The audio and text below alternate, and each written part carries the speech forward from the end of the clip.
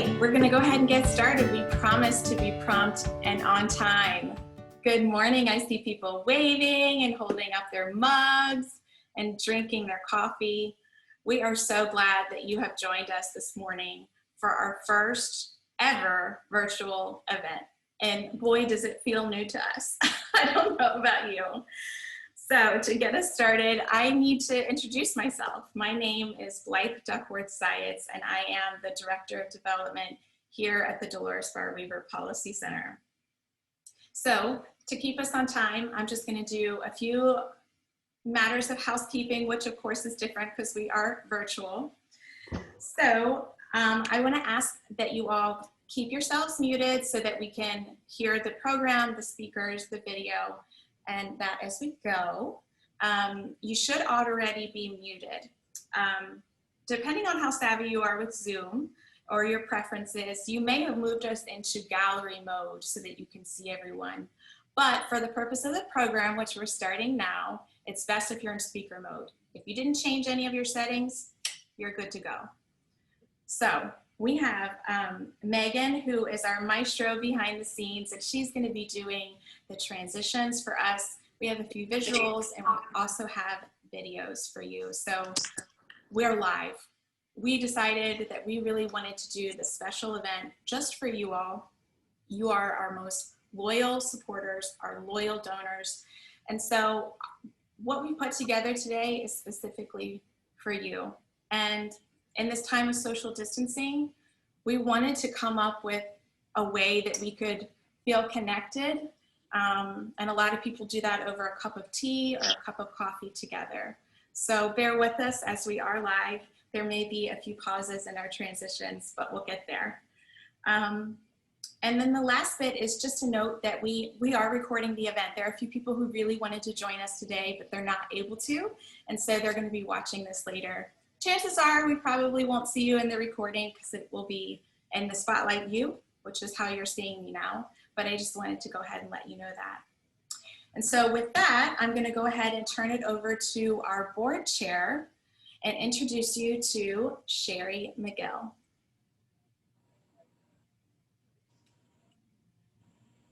Thank you, Blythe, and welcome everyone to Be Bold and See the Girl 2020. We're excited that you all could join us as we continue the bold work of the Policy Center. And I'm especially honored to partner with Vicki Basra, who was appointed by the board as president and CEO to succeed LaWanda Rivera, who of course imagined and created the center. Vicki has extensive experience developing innovative programs. And before joining the Policy Center, she served as Director of Family Preservation at Family Support Services here in Northeast Florida, and as Director of Project SAFE at Vanderbilt University. Currently, Vicki is a doctoral candidate in social work at the University of Tennessee. You may know that Vicki worked alongside LaWanda for over 6 years, most recently as the Policy Center's Senior Vice President. Together, they share a vision to ensure equity and justice for all girls, but especially those affected by the justice system. You will hear more from Vicki in a few moments. At this time, I wish to recognize some of our guests, our board of directors. Those joining us this morning include Inger Garrity, our vice chair and incoming chair, Kate Cunningham, John Taylor, and Nicole Mason. Audrey Moran could not be with us this morning, but she sends greetings. And I also wish to recognize Shea Bilchak, who was recently elected to the board and will begin his first term in January 2021. It is my pleasure to work with these terrific colleagues. A special recognition goes out to our Leadership Council members, our event co-chairs, John and Julia Taylor, members of the See the Girl Giving Circle, and President Emeritus, Dr. LaWanda Rivera. We also have several elected and appointed officials joining us this morning. Representative Cord Bird, Representative Travis Cummings, Superintendent of Schools Diana Green, Christy Daly Broder, former Secretary of the Department of Juvenile Justice, and Officer Mike Bruno, Director of Patrol and Enforcement, joining on behalf of Sheriff Mike Williams. Your support and partnership are critical to our success, and we are deeply indebted to you all. I wish to recognize and thank our event sponsors, Florida Blue, CSX, Wells Fargo, Baptist Health, Master Smith and Whiskey, Bold Bean Coffee, and Jewish Women's Foundation of Greater Palm Beaches. Thank you all very much. Folks often ask me why I'm involved with the Policy Center and why I find this to be important work. I'll tell you. Personally, I have a niece who at the age of 15 ran away from home, which was an incredibly traumatic experience for my family. She has, for over the past 20 years, been in and out of the justice system. Secondly, because the work I did in philanthropy and as a recovering academic taught me that lasting systemic change is only created through policy change, most of which is located at the state level. So for me, the work of the Policy Center is personal and professional.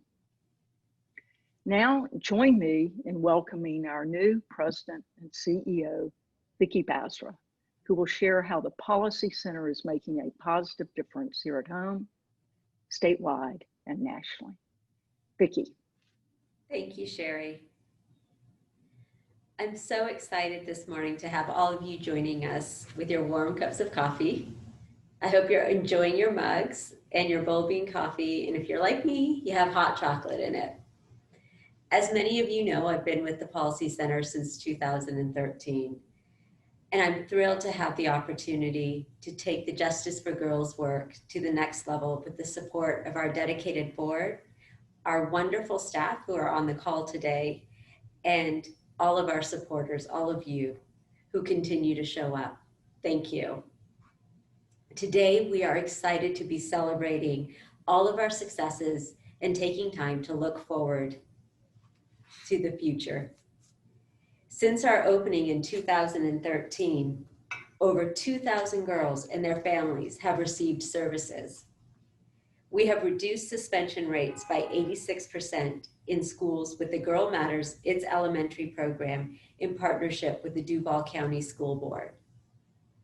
Since our inception in 2013, our community has reduced incarceration for girls by 65%, compared to 25% statewide. The Policy Center has published 40 research reports. Over 2,000 individuals have received training on girl-centered practice, human trafficking awareness, and other areas. And we are excited to share our partnership with the Center for Girls Justice Reform, for the Center for Justice Reform at Georgetown University, where plans are underway to launch our Girl-Centered Practice Executive Certificate training to engage leaders across the country. And last but not least, in partnership with the Children's Campaign, we have advocated for the passage of important public policies, ranging from banning child marriage to protecting victims of sex trafficking. We are proud that our work has received state and national attention. But we also recognize that this year has been difficult for our girls and their families. We know that it's been difficult for many of you as well. The impact of the pandemic has been far-reaching. Families are being pushed out of their homes, losing their jobs, and are experiencing more stress and anxiety than ever before. And our Justice for Girls work is more important than ever. We are committed to addressing the individual needs of girls and their families. We understand the importance of expanding our research and our advocacy for public policy that supports the needs of all girls. And so we have set 3 bold goals for our future. The first is to end the desperate treatment of girls, young women, and those that identify as female in Florida's juvenile justice system. The second is to change policy and practice which trap justice-involved girls, young women, and those that identify as female into lifelong poverty.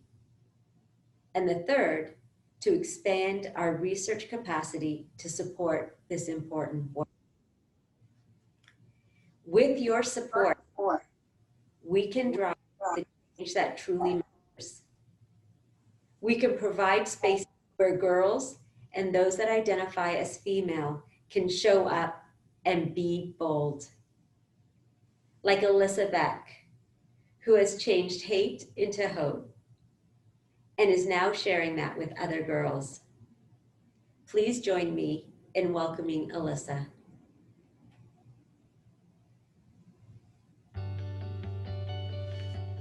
Hello everybody, my name is Alyssa Beck and I work for the Dolores Barber Policy Center. And I would really want to take this time to share with you my journey of when I came to the Policy Center and the process of me becoming bold and the Policy Center helping me really learn that boldness. And so I came to the Policy Center when I was 19 years old and I was just getting out of jail. I was facing, at the time, a lot of time in prison and I could potentially go back to jail. And a friend introduced me to the Policy Center because she realized that I really needed counseling and I knew I did too. And so after I had been failed by so many counselors, so many people in my life, so many systems, I decided to be bold and receive counseling with the Policy Center. And so after some time of receiving counseling at the Policy Center, I told my story to a leadership council meeting and LaWanda heard it, and it was then that the Policy Center decided to ask me if I would want to work as the advocacy specialist, and of course I agreed.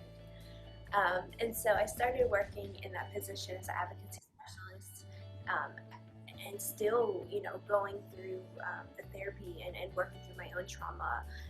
But it was in that position that I really learned how to be a professional.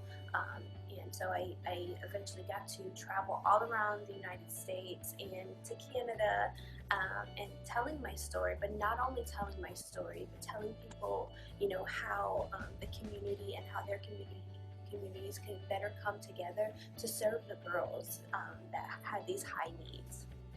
And so I traveled and I loved it, but then there came a time where I kept coming back to my community and seeing that the girls in my own community, they needed mentors, they needed somebody, my own community really, really needed me.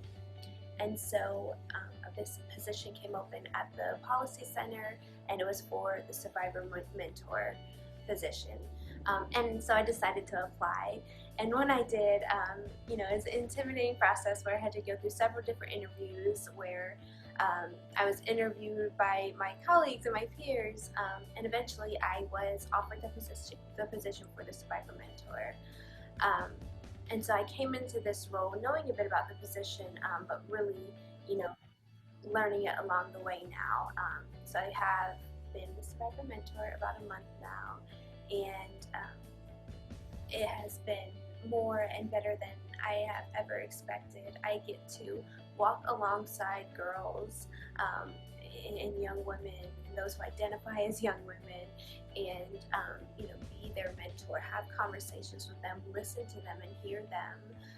But the most unique part of this position is that I can actually look at this young person, this victim, the survivor, and tell them, I understand your story, because we have those shared lived experiences of being victims and survivors.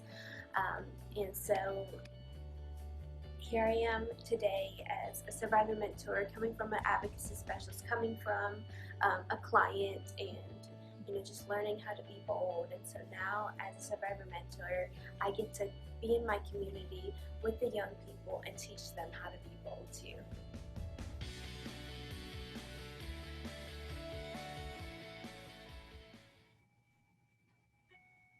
Thank you, Alyssa. Keep being bold. Your boldness is changing the lives of girls. And we commit to you that the Policy Center will continue to work towards creating a world where every girl is valued, celebrated, and has equal access to a future that is full of possibilities. Together, we can build a better and bolder world for all girls, just like Alyssa. Next, I'd like to introduce you to our event co-chairs, John and Julia Taylor. John has served on our board since the Policy Center opened, and Julia has been a member of our Leadership Council since before the Policy Center was established. Clearly, they are committed to girls. I am personally honored they are our co-chairs for our first ever virtual fundraising event. If you know John and Julia personally, you'd have a hard time finding anyone with more dedication, grace, and humor. Thank you, John and Julia, for always seeing the girl. Please welcome John and Julia Taylor, this year's co-chairs.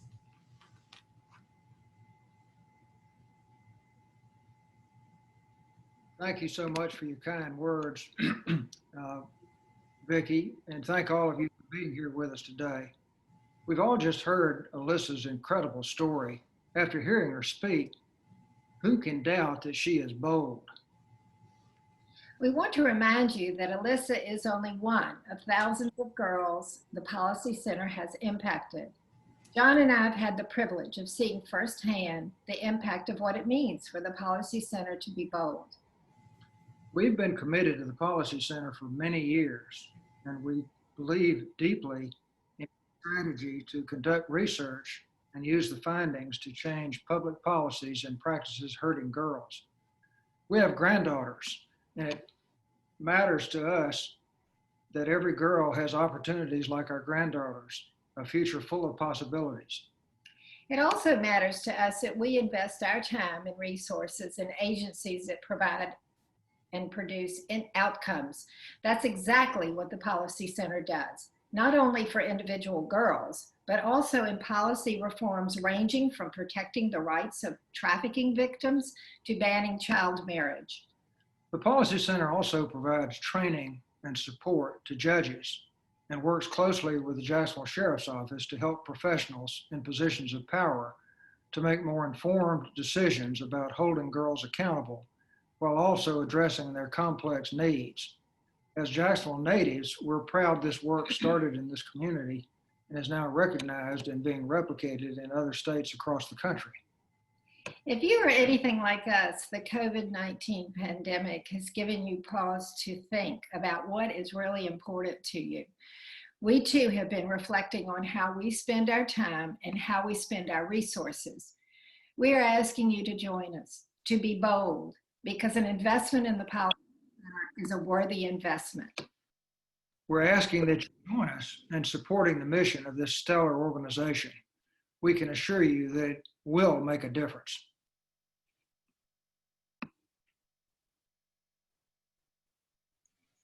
Thank you, John and Julia, so much for co-chairing this event and for your really kind remarks. Vicki is so right. We probably couldn't find anyone more loyal to this work than the two of you have been. You always show up for us, and you two are very bold. So at this point in the program, I want to do just a brief little check-in. That's something that we do at the Policy Center, and Vicki has really taught us to do with ourselves and everyone that we're in company with. So as promised, we would not keep you longer than your coffee could stay hot. And it looks like we do have a little bit more time. So I hope your coffee or your tea or your hot chocolate is still hot. I also want to say that if you've been to a Policy Center event, you know that we really try our best to have a special touch and create a special experience for all of you. And so we hope that you're enjoying your mug. And if you haven't noticed yet, if you tip your cup, you can see at the bottom, there is See the Girl. And it's just a little fun surprise to remind you that that is our tagline. Some people like to call us See the Girl as well. So that's a little special touch for you. So as you're all tipping your mugs, we're seeing the messages come through, and that's really fun. Also, what you would know about our events is that we can't have a Policy Center event without actually hearing and seeing from girls. So at this time, normally we would have girls have prepared speeches for you, and they would be sharing their remarks. But this year, because of our physical limitations and the social distancing, we asked the girls to put together a few homemade videos. And that's what we're going to share with you now. And at the very end, you're going to hear briefly from Jay, who is one of the clinicians here at the Policy Center, about what it's been like working with girls, young women, and youth who identify as female during this time of COVID.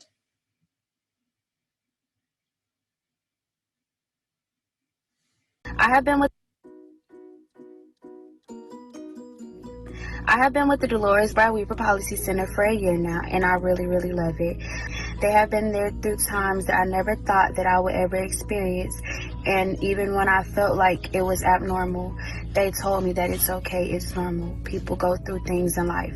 I really appreciate that because many people don't get the love and support that the Policy Center has shown me and my family. The Policy Center has helped during the pandemic by coming by with a parade and giving us like little box of snacks and checking on me, making sure that I have everything that I need, and making sure that if I have anything else that I need, that they will help me with, and helping me with my feelings, controlling my emotions, and not to be the peacemaker in anything. And me, just be me. It's a great help to me. I've actually been working with the Policy Center since 2014. It's been helping me get in contact with people who can assist me with housing. They currently moved me into a hotel until they can assist me with housing. I'm currently getting assistance right now. I just have to find a place, so that I'm in the process of that. And I felt like I found the home and the place where I feel like I can talk to people about what I'm going through and not being ashamed of it. And I really hope to see you again soon. Hey everyone, I'm Jay, a clinician on the Open Doors team. As you all know, literally everything has changed since the beginning of the COVID-19 pandemic. One of the many things that we've had to adapt to at the Policy Center is learning how to meet girls' needs virtually who are in commitment programs, detention centers, and inpatient psychiatric placements. Typically, we show up in person to go to court. We go visit girls at detention centers, and we do our very best to meet girls in commitment programs and psychiatric placements in person. While it originally was a huge challenge to figure out how to do all of this via Zoom, it has actually helped me stay in closer contact with some of my girls who are hours away in commitment programs that I may not have been able to see otherwise, and girls who are in out-of-state placements. It's allowing me contact with them every single week, and that's the kind of showing up that we try to do at the Policy Center.